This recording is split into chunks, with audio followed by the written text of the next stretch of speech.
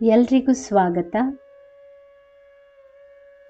ಫಾಲ್ಗುಣ ಮಾಸದ ಕೃಷ್ಣ ಪಕ್ಷದ ಚತುರ್ದಶಿ ತಿಥಿಯಂದು ಹಿಂದೂ ಹಬ್ಬವಾದ ಮಹಾಶಿವರಾತ್ರಿಯನ್ನು ಆಚರಿಸಲಾಗುತ್ತದೆ. ಈ ವರ್ಷ ಶಿವರಾತ್ರಿಯನ್ನು ಮಾರ್ಚ್ 8ರಂದು ಆಚರಣೆ ಮಾಡಲಾಗುತ್ತದೆ. ಈ ದಿನ ಭಕ್ತರು ರಾತ್ರಿಯಿಡೀ ಎಚ್ಚರವಾಗಿದ್ದು ಭಗವಾನ್ ಶಿವನ ಆರಾಧನೆ ಮಾಡುವ ಮೂಲಕ ಮಂತ್ರ ಪಠಿಸುತ್ತಾರೆ. ಆ ಮೂಲಕ ಪುಣ್ಯ ಫಲಗಳನ್ನು ಸಂಪಾದಿಸಿಕೊಳ್ಳುತ್ತಾರೆ.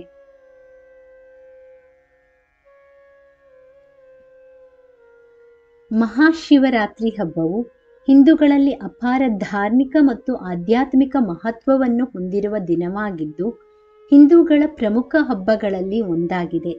ಇದನ್ನು ದೇಶದಾದ್ಯಂತ ಬಹಳ ವೈಭವದಿಂದ ಆಚರಿಸಲಾಗುತ್ತದೆ.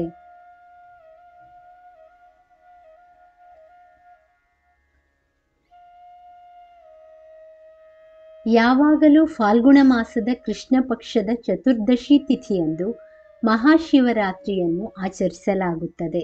ಹಾಗಾಗಿ ಈ ವರ್ಷ ಮಹಾಶಿವರಾತ್ರಿ ಹಬ್ಬವನ್ನು ಮಾರ್ಚ್ 8ರಂದು ಆಚರಿಸಲಾಗುವುದು. ಈ ದಿನ ಮಹತ್ವ, ಪೂಜಾ ಆಚರಣೆಗಳ ಬಗೆಗಿನ ಸಂಪೂರ್ಣ ಮಾಹಿತಿ ಇಲ್ಲಿದೆ.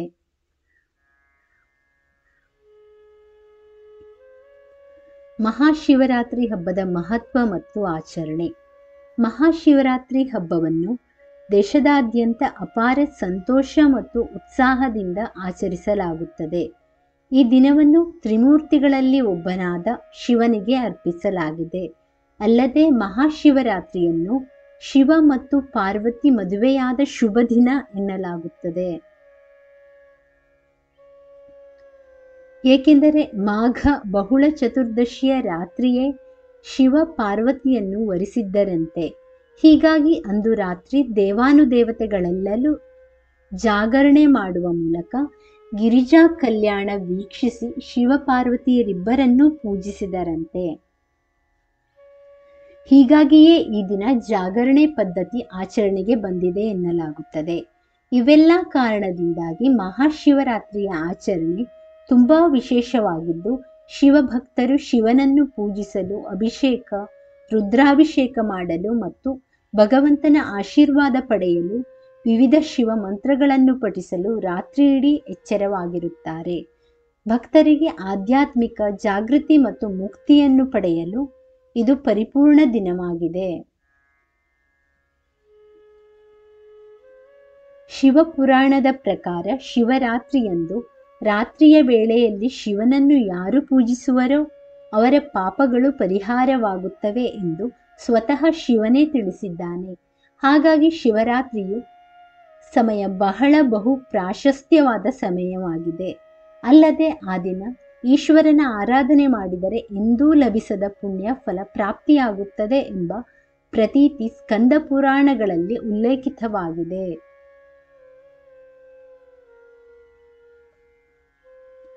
ಮಹಾಶಿವರಾತ್ರಿಯ ಪೂಜಾ ಆಚರಣೆಗಳು. ಈ ಶುಭ ದಿನದಂದು ಭಕ್ತರು ಬೆಳಿಗ್ಗೆ ಎದ್ದು ಸ್ನಾನ ಮಾಡಿ ತಮ್ಮನ್ನು ತಾವು ಶುದ್ಧಿ ಮಾಡಿಕೊಳ್ಳುತ್ತಾರೆ.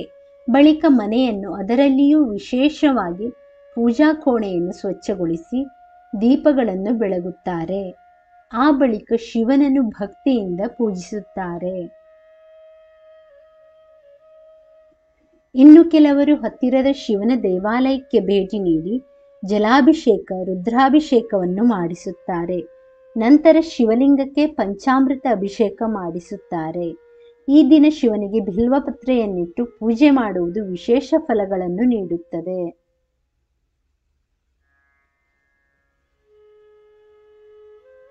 ಈ ದಿನ ಯಾವ ಮಂತ್ರವನ್ನು ಪಠಣ ಮಾಡಬೇಕು? ಓಂ ನಮಃ ಶಿವಾಯ. ಓಂ ತ್ರಯಂಬಕಂ ಯಜಾಮಹೇ ಸುಗಂಧಿಂ ಪುಷ್ಟಿವರ್ಧನಂ ಉರ್ವರುಕ್ವಿಂ ಬಂಧನಂ ಮೃತ್ಯೋರ್ಮುಕ್ಷೀಯಮಾಮರಿತತ್. ಓಂ ಓಂ ಶಿವಾಯ ನಮಃ. ಓಂ ಸರ್ವಾತ್ಮನೇ ನಮಃ. ಓಂ ತ್ರಿನೇತ್ರಾಯ ನಮಃ. ಓಂ ಹರಾಯ ನಮಃ.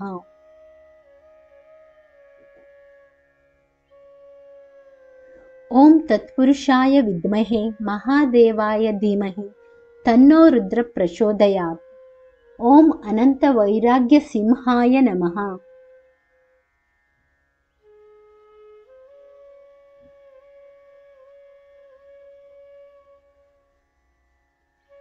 ಸ್ನೇಹಿತರೆ, ಈ ಮಾಹಿತಿ ಇಷ್ಟವಾದಲ್ಲಿ ದಯವಿಟ್ಟು ವಿಡಿಯೋವನ್ನು ಲೈಕ್ ಮಾಡಿ, ಚಾನಲನ್ನು ಸಬ್ಸ್ಕ್ರೈಬ್ ಮಾಡಿ.